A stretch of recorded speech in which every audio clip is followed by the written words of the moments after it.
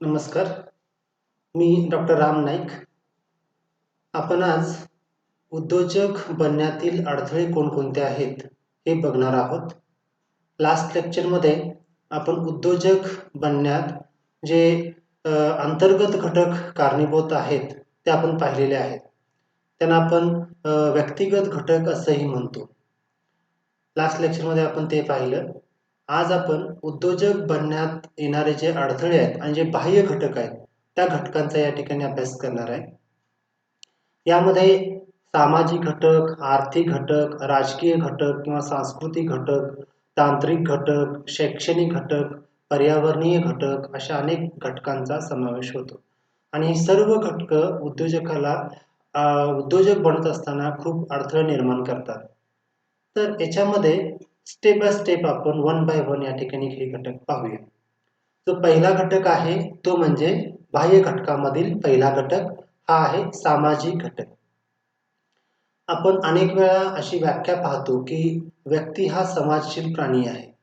म्हणजे व्यक्ती हा समाजाशिवाय राहू शकत नाही आणि व्यक्तीशिवाय समाज निर्माण होऊ शकत नाही. तर व्यक्ती ज्या समाजात राहतो त्या समाजातल्या घटकांचा त्या व्यक्तीच्या जीवनावरती खूप परिणाम होत असतो. व्यक्ती जर उद्योग सुरू करत असेल आणि त्याला ज्या ठिकाणी तो ज्या समाजात राहतो त्या समाजामधून चांगलं पाठबळ त्याला मिळत असेल, तर तो व्यक्ती उद्योजक आणखी चांगल्या पद्धतीने बनू शकतो. परंतु अगदी विरोधातली परिस्थिती असेल, म्हणजे एखादा व्यक्ती उद्योजक बनतोय, परंतु त्याला समाज जास्त प्रेरणा देत नाही किंवा समाज त्याच्या विरोधात आहे. तर अशा वेळेला त्या व्यक्तीची इच्छा उद्योजक बनण्याची असून सुद्धा त्याला बनता येत नाही आणि जर बनण्याचा प्रयत्न केला तर खूप अडथळे निर्माण होऊ शकतात. आपण पाहतो की काही समाजामध्ये प्रगत उद्योजक बनलेले आहेत, परंतु हे देशातल्या सर्व समाजामध्ये सारख्याच प्रमाणात नाही आहेत. काही मोजकेच असे समाज आहेत की ज्या समाजामध्ये अतिशय यशस्वी उद्योजक बनलेले आहेत. उदाहरणामध्ये मारवाडी समाज असेल किंवा जैन समुदाय असेल, या समाजामध्ये उद्योजक हे अतिशय अधिक निर्माण झालेले आहेत. कारण या समाजामध्ये जे काही लोक आहेत ते एकमेकाला या उद्योजक बनवण्यासाठी प्रयत्न करत असतात, त्यांना हातभार लावत असतात. परंतु हीच परिस्थिती सर्व समाजामध्ये नाही. त्यामुळे काही मोजक्या समाजातील उद्योजक हे जास्त यशस्वी झालेले दिसून येतात. तर शेट्टी समाज असेल, तुम्हाला सांगितलं मारवाडी समाज असेल किंवा आपण बघतो सिंधी समाज असेल, जैन समाज असेल, ही लोकं जास्त प्रगती केलेली आहेत उद्योग क्षेत्रामध्ये. मात्र इतर लोकांनी फक्त पाठबळ समाजाकडून न मिळाल्यामुळं पुढं येण्यास नकार दिला किंवा जरी समजा ते आले तर नंतरच्या काळामध्ये त्यांनी उद्योग बंद केलेला आहे. हा झाला सामाजिक घटक. आता दुसरा जो भाग आहे तो म्हणजे आर्थिक घटक. आर्थिक घटकाचा सुद्धा उद्योजक बनत असताना खूप मोठा परिणाम होत असतो. जर समजा एखादा व्यक्ती काहीतरी करू इच्छित आहे आणि त्याच्याकडे पैसेच नाहीयेत, तर तो काही करू शकणार नाही कारण त्याची इच्छा आहे, परंतु त्या इच्छेला पूर्ण करण्यासाठी जे भांडवल लागतं ते भांडवल त्याच्याकडे नाहीये. आर्थिक घटक याचा अर्थ पैसा किंवा त्यांच्याकडे उत्पन्न काहीतरी असलं पाहिजे. आपण अशा अनेक व्यक्ती पाहतो की त्यांची इच्छा खूप असते काम करायची, उद्योग सुरू करायची इच्छा असते किंवा छोटंसं दुकान सुरू करायची इच्छा असते, परंतु त्यांच्याकडे पैसे नसतात. तर हा घटक सुद्धा खूप महत्त्वाचा आहे. ज्यामुळे उद्योजक बनण्याची इच्छा असून व्यक्तीला उद्योजक बनता येत नाही. पैसाच मिळत नसतो. त्यामुळे उद्योजक बनण्यामध्ये त्यांना अडचणी येणारच आहेत. तर थोडक्यात काय, जी लोकं आज उद्योजक बनलेले आहेत, त्यांनी कष्ट केलेत, काही ठिकाणी पैसे मिळवण्याचा प्रयत्न केलेला आहे आणि त्यानंतर त्यांनी पैसे गुंतवलेत, त्यांना यश मिळालं, त्यांचं कष्ट त्यांना सार्थकी त्यांना झालेलं आहे, त्यामुळे ते यशस्वी झालेले आहेत. पण सर्वांच्या बाबतीत होतं असं नाहीये. काही लोक हे गरीब आहेत. त्या गरीब घरातील लोकांना उद्योजक बनण्यामध्ये खूप अडथळे निर्माण होऊ शकतात. दुसरा घटक आहे, पैसा जर व्यक्तींच्याकडे नसेल, तर ती व्यक्ती उद्योजक बनत असताना त्याला अडचणी खूप येणार आहेत. त्यानंतर राजकीय घटक. राजकीय घटक सुद्धा उद्योजक बनत असताना खूप परिणाम करत असतो. राजकारण कशा प्रकारचं आहे? समजा सपोर्टिव्ह राजकारण असेल. आपण पाहतो की भारतामध्ये राजकारण हे पार्ट्यांच्या मध्ये होतं. आपल्या पार्टीचा माणूस असेल, तर त्या व्यक्तीला आपण जास्त मदत करतो. समजा तो विरोधातील असेल, तर त्या व्यक्तीला आपण ज्या पद्धतीने मदत करायला पाहिजे, त्या पद्धतीने मदत करत नाही. तर ही परिस्थिती कायम संपूर्ण देशभर चालते. त्यामुळं या चुकीच्या राजकारणामुळं सर्व व्यक्तींना उद्योजक बनता येत नाही. काही वेळेला काय होतं, की त्यांची इच्छा असून सुद्धा या फक्त राजकारण्यांच्या दबावामुळं किंवा राजकारणाकडून मदत न मिळाल्यामुळं त्यांना उद्योजक बनता येत नाही. गावातील राजकारण कसं आहे, त्या समाजातील राजकारण कसं आहे, राज्यातील कसं आहे, देशातील राजकारण कसं आहे, या सगळ्या गोष्टींचा परिणाम उद्योजक बनण्यामध्ये होत असतो. उद्योजकांना राजकीय पार्श्वभूमी चांगली मिळाली, तर ते चांगले यशस्वी होतात. आपण असे अनेक उदाहरणं आजच्या काळामध्ये सुद्धा पाहतो, की फक्त त्यांना राजकीय सपोर्ट असल्यामुळे उद्योजक चांगले यशस्वी बनलेले आहेत.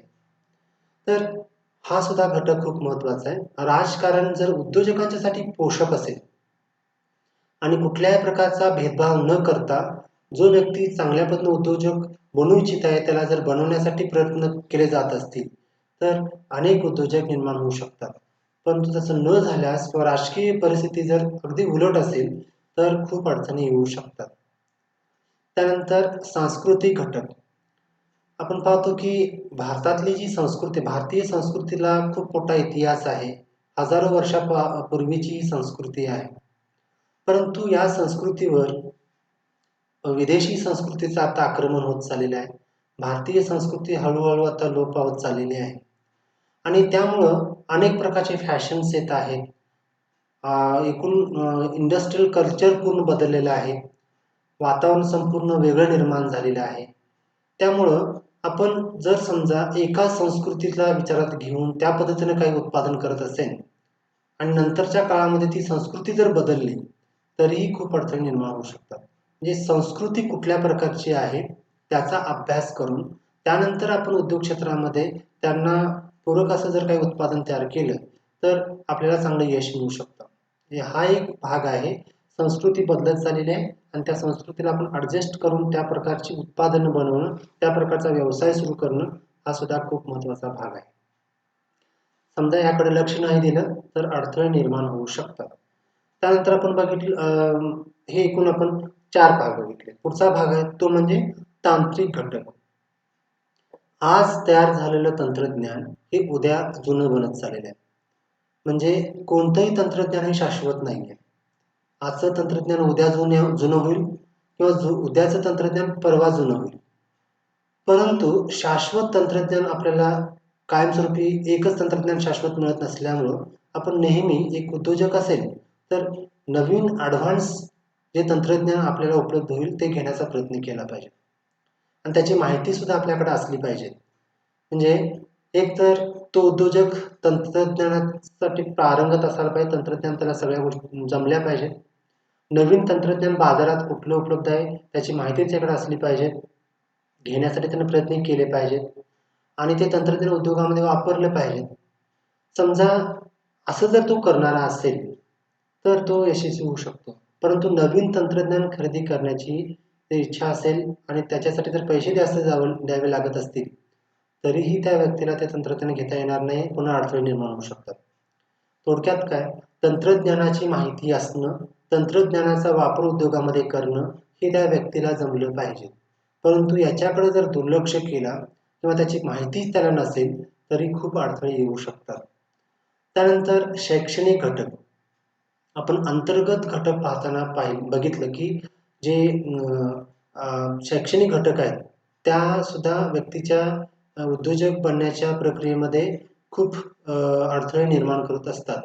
म्हणजे व्यक्ती जर कॉमर्स, मॅनेजमेंट किंवा अ, बाकी तंत्रज्ञानाचं शिक्षण असेल, डिप्लोमा, ITI वगैरे, इंजिनिअरिंग वगैरे, तर त्या व्यक्तीला उद्योजक बनताना अडथळे येत नाहीत. परंतु जर शैक्षणिक पार्श्वभूमी त्या व्यक्तीची ही वेगळ्या स्वरूपाची असेल, म्हणजे उद्योगाभिमुख नसेल, तर तो व्यक्ती उद्योजक बनत असताना त्या व्यक्तीला खूप अडचणी येऊ शकतात. शेवटचा भाग आहे तो म्हणजे पर्यावरण. याच्यामध्ये नॅचरल एन्व्हायर्नमेंट किंवा नैसर्गिक पर्यावरण आणि भौतिक पर्यावरण या दोन्ही घटकांचा अभ्यास करायला पाहिजे. नैसर्गिक पर्यावरण म्हणजे पण म्हणतो ऊन, वारा, पाऊस या गोष्टी असतील, त्यांचा परिणाम कसा होतो किंवा लोकांच्या आवडी बदलतात किंवा शासकीय धोरणं बदलतात. हे जे आहेत हे भौतिक पर्यावरण आहेत. नैसर्गिक पर्यावरणामध्ये निसर्ग निर्मित पर्यावरणाला पण नैसर्गिक पर्यावरण म्हणतो आणि भौतिक पर्यावरण म्हणजे मानवाने स्वतःहून निर्माण केलेल्या पर्यावरणाला. म्हणजे शासनाची धोरणं कुठल्या प्रकारची आहेत. उद्योगाला अनुसरून चांगली धोरणं आहेत की उद्योगाच्यासाठी योग्य असे धोरण नाही आहेत. याचा परिणाम उद्योजकांच्यावरती होत असतो. काही वेळा अचानकच नैसर्गिक आउटपुट होतो आणि त्यामुळे सुद्धा अनेक उद्योजक हे लॉसमध्ये जातात. म्हणजे या पर्यावरणाचा उद्योजकाच्या एकूण घडामोडीवरती खूप परिणाम करत असतात. म्हणजे काय परिणाम होत असतो. थोडक्यात काय पर्यावरण चांगलं असणं उद्योगासाठी खूप महत्त्वाचं आहे. उद्योजक बनण्यामध्ये हे सर्व बाह्य पर्यावरणातले घटक आहेत की जे अडथळे निर्माण करतात. त्याच्यामध्ये आज आपण बघितलं सामाजिक घटक. समाजाचा पाठिंबा असेल तर व्यक्ती उद्योजक बनू शकतो. आर्थिक घटक व्यक्तीकडे पैशाची पाठबळ असेल, पैसे जास्त असतील तर तो व्यक्ती यशस्वी होऊ शकतो. राजकारण जर समजा सपोर्टिव्ह असेल, एखाद्याला प्रमोट करणार असेल तर त्याचा परिणाम उद्योजक बनण्यामध्ये चांगला होऊ शकतो. सांस्कृतिक घटक याकडे लक्ष देऊन जर उद्योजकांना काही प्रयत्न केले तर तो उद्योजक यशस्वी होऊ शकतो. तंत्रज्ञानाचा अभ्यास असेल, नवीन तंत्रज्ञान उद्योगामध्ये वापरत असेल तर तो व्यक्ती उद्योजक बनू शकतो. शिक्षण जे आहे ते जर शिक्षण व्यवसायाभिमुख असेल तर तो व्यक्ती उद्योजक बनू शकतो. आणि शेवटी आपण बघितलं नैसर्गिक पर्यावरण आणि भौतिक पर्यावरण उद्योजकाला पूरक असेल तर तो उद्योजक या ठिकाणी यशस्वी होऊ शकतो. परंतु याच्या अगदी उलट परिस्थिती असेल सर्वांच्या बाबतीमध्ये, सर्व घटकाच्या बाबतीमध्ये जर अगदी उलट परिस्थिती असेल तर मात्र खूप अडथळे निर्माण होऊ शकतात. तर हे सर्व उद्योजक बनण्यातील अडथळे आहेत. आतापर्यंत आपण अंतर्गत अडथळे बघितले आणि आज आपण बघितलं उद्योजक बनण्यातील बाह्य अडथळे कोणकोणते आहेत ते आज आपण या ठिकाणी पूर्ण केलेले आहे. तर नेक्स्ट लेक्चरमध्ये आपण या टॉपिकमधला शेवटचा भाग बघणार आहोत. थँक्यू.